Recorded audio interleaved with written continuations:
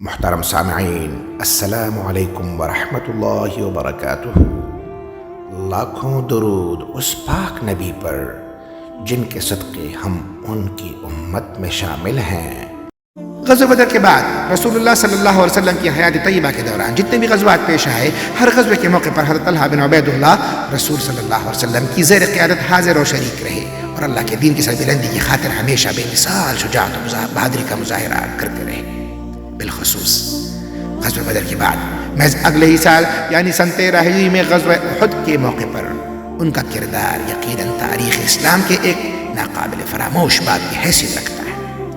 غزوہ احد کے موقع پر کیفیت یہ ہوئی کہ ابتدا میں مسلمان یہ جنگ تقریباً جیت ہی چکے تھے، لیکن پھر اپنی ہی ایک غلطی کی وجہ سے ان کی یہ فتح شکست میں تبدیل ہو گئی۔ تب مسلمان اپنے صفوں میں نظم و ضبط برقرار نہ رکھ سکے، باہم رابطہ بھی منقطع ہو گیا،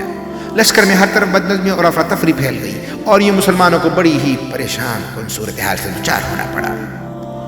اس افراتفری کے ماحول میں کہ جب سبھی بکھر چکے تھے، سراسیمگی و انتشار کی کیفیت طاری تھی، ایسے میں مٹھی بھر چند افراد جو بدستور رسول اللہ صلی اللہ علیہ وسلم کے گرد گھیرا ڈالے ہوئے بڑی ہی بے جگری کے ساتھ دشمنوں کا مقابلہ کر رہے تھے، ان میں حضرت طلحہ بن عبید اللہ رضی اللہ تعالیٰ عنہ بھی شامل تھے۔ اس دوران ایک موقع ایسا بھی آیا تھا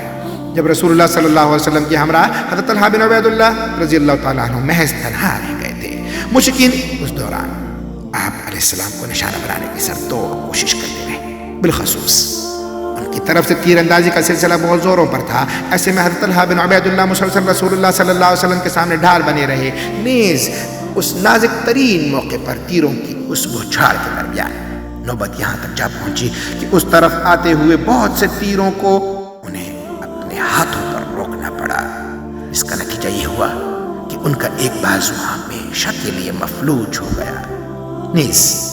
اس نازک ترین صورتحال میں ایک موقع ایسا آیا کہ حفاظتی اقدام کے طور پر رسول اللہ صلی اللہ علیہ وسلم نسبتاً ایک محفوظ مقام کی جانب منتقل ہونا چاہتے تھے۔ وہ مقام کچھ بلندی پر تھا، وہاں تک پہنچنے کے لیے ایک بڑی چٹان کے اوپر سے گزرنا ضروری تھا۔ آپ صلی اللہ علیہ وسلم اس وقت لہولہان تھے، سر سے خون بہ رہا تھا، رخ انور پر بھی کاری زخم آیا تھا، نقاہت بہت زیادہ تھی، لہٰذا آپ علیہ السلام کو اس چٹان پر چڑھنے میں بڑی دشواری پیش آ رہی تھی۔ تب حضرت طلحہ بن عبید اللہ رضی اللہ تعالیٰ عنہ نے آپ صلی اللہ علیہ وسلم کو اپنی پشت پر اٹھا لیا اور ساتھ ہی مستقل طور پر کبھی دشمنوں کی طرف سے آنے والے کسی تیر کو روکتے، کبھی تعاقب میں آنے والے کسی مشرک کو رفع دفع کرتے۔ حالانکہ اس وقت وہ خود زخموں سے چور اور بہت زیادہ نڈھال تھے، ایک ہاتھ بالکل شل ہو چکا تھا، لیکن ان تمام تر مشکلات کے باوجود اس وقت انہوں نے آپ علیہ السلام کو مسلسل اپنے پشت پر اٹھائے رکھا، حتیٰ کہ اسی کیفیت میں انتہائی دشوار گزار پہاڑی راستے پر چلتے ہوئے اس بلند چٹان پر جا پہنچے اور آپ علیہ السلام کو اس محفوظ مقام تک پہنچایا جہاں آپ صلی اللہ علیہ وسلم پہنچنا چاہ رہے تھے۔ اور تب آپ علیہ السلام نے انہیں مخاطب کرتے ہوئے ارشاد فرمایا تھا، یعنی طلحہ کے لیے تو جنت لازمی ہو چکی۔ رسول اللہ صلی اللہ علیہ وسلم کو اپنی پشت پر اٹھائے محفوظ مقام پر پہنچانے کے بعد حضرت طلحہ بن عبید اللہ زخموں سے چور اور لہولہان ہونے کی وجہ سے خود کو سنبھال نہ سکے اور فوراً ہی نڈال ہو کر گر گئے۔ چونکہ وہ مقام نسبتاً بلندی پر واقع تھا، لہذا جب یہ گرے تو بے ہوشی کی کیفیت میں لڑکتے ہوئے نیچے کسی گڑھے میں جا پڑے۔ حضرت ابوبکر صدیق رضی اللہ تعالیٰ عنہ فرماتے ہیں، احد کے دن جب ہر طرف افراتفری پھیلی تب کسی کو کچھ پتہ نہ چل سکا کہ وہ کہاں ہے